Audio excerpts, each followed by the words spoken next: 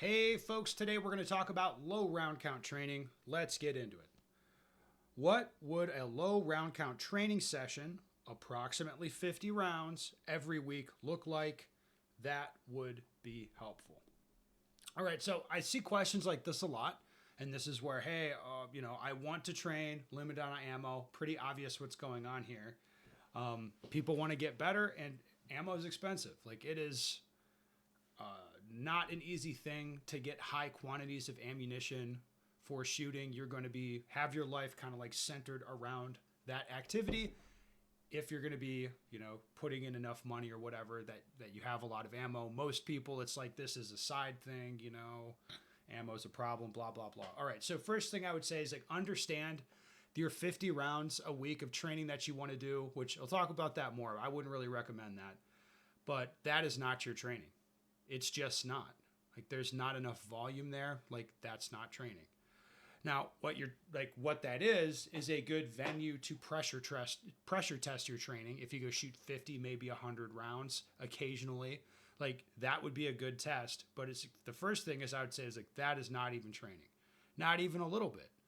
All right, if like all of the skill sets that you want to get good at, so like drawing, connecting to your pistol, pulling the trigger aggressively, but not moving the gun around while you do it, acquiring a target, having the sight go over to there, all that. This stuff that you need to practice and get good at, you're not going to get good with 50 rounds. Like you're just not. It is not the repetition. Like probably over the course of getting really good at, drawing the pistol and engaging targets, you'll do 100,000 dry fire draws in a couple of years if you get really, really good with a handgun. Like somehow, some way, there has to be the volume there.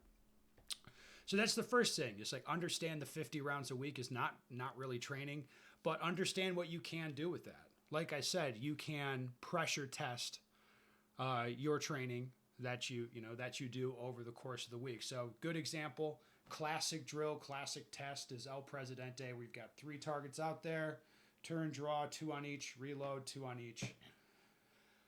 From the 10-yard line. So like a really fast time in a match is like under 5 is pretty quick in a match if this gets set up in a match setting. Like in training, guys push it under 4 seconds a lot of the time to fire 12 rounds.